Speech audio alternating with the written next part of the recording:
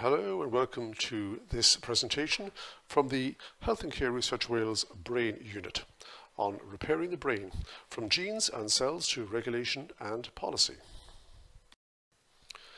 Neurodegenerative diseases are becoming increasingly common, and as we all know are placing an increasing burden on society and healthcare systems. There's a lot of interest in finding therapies to either cure or halt the progression of these diseases, among them Alzheimer's, Parkinson's and Huntington's disease. All these diseases are characterized by neural cell loss, and the aim of replacement therapy is to replace the cells that are lost due to the disease process with new cells able to take over their function. Huntington's disease is an inherited, incurable and fatal neurodegenerative condition. Nearly all trials of novel agents have so far failed to show any effect on this disease. Recent research trials using antisense oligonucleotides have shown some promise, but cell replacement therapy offers a complementary option. Here we see a diagram of the human brain, and cut in cross-section highlighted in blue, one can see the target areas in the basal ganglia where cell loss is maximal in Huntington's disease. The aim of cell replacement therapy is to replace the cells surgically, and we're currently performing the Trident Trial using human fetal cells. This involves the insertion neurosurgically of a needle and delivery device into the brain so that cells can be delivered back into the striatum from which they are lost. However, there are many technical and surgical challenges. There are currently no CE mark devices approved for delivering cells to the human brain. The delivery needs to be accurate and it needs to maintain the cells alive. We need to get a uniform distribution of cells. We need to avoid reflux so the cells are deposited only where we want them to be, and above all, the procedure needs to be safe.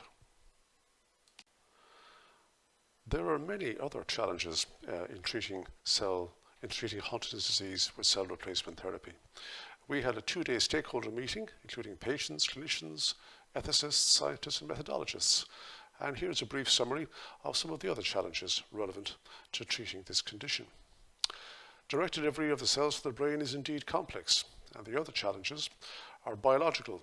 We need to get the right cells. There are many limitations to the use of fetal tissue, and while embryonic cells therapy going forward is certainly an alternative option, we're clearly not there yet.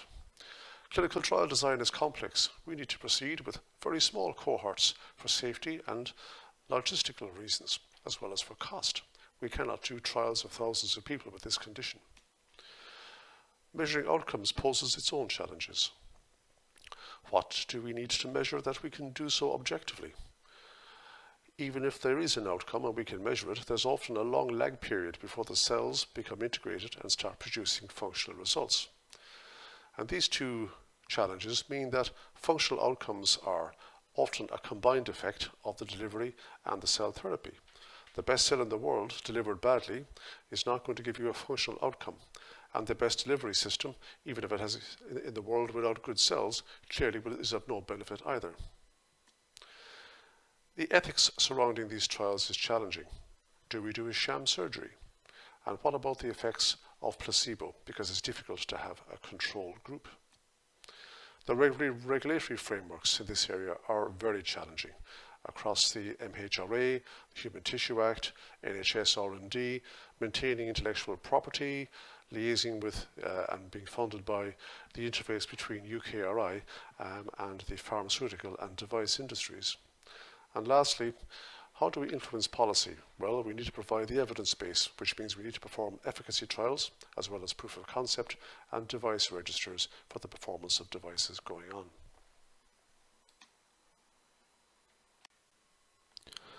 So we're performing the Trident Trial. This is a trial using human fetal ganglionic eminent cells delivered into the human brain in patients with Huntington's disease. It's built upon a long history of robust preclinical translational research, involving not only work here in Cardiff, but also colleagues funded in the Repair HD programme across the European Union and in North America. It consists of an enriched data cohort and takes advantage of international registries of ongoing observational studies in patients with HD, namely the CAPIT HD2 study and the Enroll HD study. The primary objective is to establish the safety of transplantation surgery using increasing doses of human fetal ganglionic eminent cells. These are the cells destined to become the cell type that degenerates in Huntington's disease, and thus the cells that need to be replaced.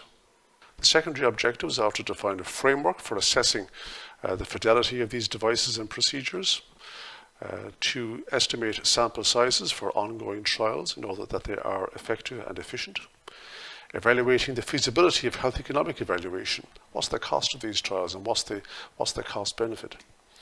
We need to explore the attitudes and understanding, feasibility and acceptability of this type of trial to patients and their carers, as well as to health professionals. We also need and intend to capture the social experience of patients and family members over the entire life cycle of the transplantation process. Finally, we need to identify the support needs of patients undergoing transplantations and of their family members and carers. The study design we have utilized and developed is a trial within a cohort.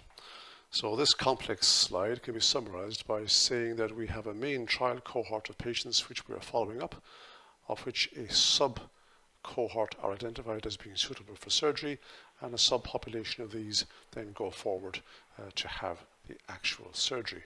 This means that we have got a parallel control group, and our study design is meaningful and integrated into a study of the larger cohort of patients and the natural history of the disease. Here we can see a diagram of some of the complexity of the process, and as you can see, it can be summarized by saying it is indeed complex. And what's our progress to date? Well, our recruitment of the observational cohort commenced in August 2018, and we developed a full translational pipeline for testing and developing delivery devices by June 2018. We developed a number of new devices and validated them for cell delivery last year, and all preoperative assessments on the surgical cohort commenced in April of 2019. The full surgical cohort was recruited to an N of 16 in January 2020, and 3 participants were fully screened for surgery, of whom 2 were found to be suitable. The first participant was consented and surgery was planned on the 17th of March this year, but unfortunately all elective neurosurgery was stopped on the 15th of March because of the COVID-19 pandemic. We are currently awaiting permissions to restart transplantation surgery. Well, what took longer than we expected? Well, certainly developing the protocol to deal with and capture the complexity certainly took a lot longer than we thought. But this is a good thing, because it means we have indeed captured the complexity in these very novel and difficult trials. Navigating the regulatory framework was certainly challenging due to the unusual nature of this study and also the changing landscape of regulation over the past, indeed, 15 years. Scheduling the logistics was not trivial, and working within a busy NHS department certainly required lots of planning and coordination. What has worked well? Well, we've had detailed stakeholder meetings to identify specific design options and constraints, and this has been extremely helpful. The trial design has been influenced heavily using the ideal protocols and feasibility study guidance. We have developed a dedicated neurosciences clinical research facility from the brain unit at UHW, which means we can actually perform these type of trials within the NHS. And we have combined considerable expertise in complex interventions and in neurosurgery and in neuroscience. As I've mentioned previously, we've successfully developed devices and have a robust bench-to-head assessment pipeline for developing these devices going forward. We've gained huge experience in all aspects of clinical trials for delivering cells and gene therapies, and indeed this has resulted in our attracting world-leading gene and advanced therapeutic medicinal product trials to Cardiff. Lastly, and most importantly, we've had incredible patient and public involvement and engagement that has contributed to every step of the protocol and process going forward. What have we built? Well, we've built a solid foundation. We're keen to share our learning, and we are translating our work from stem cells to gene and other ATMP therapies for not only neurodegenerative diseases, but also for neuroinflammatory ones. And we are certainly making progress on making Cardiff and Wales a world-leading centre for delivering novel therapies to the brain.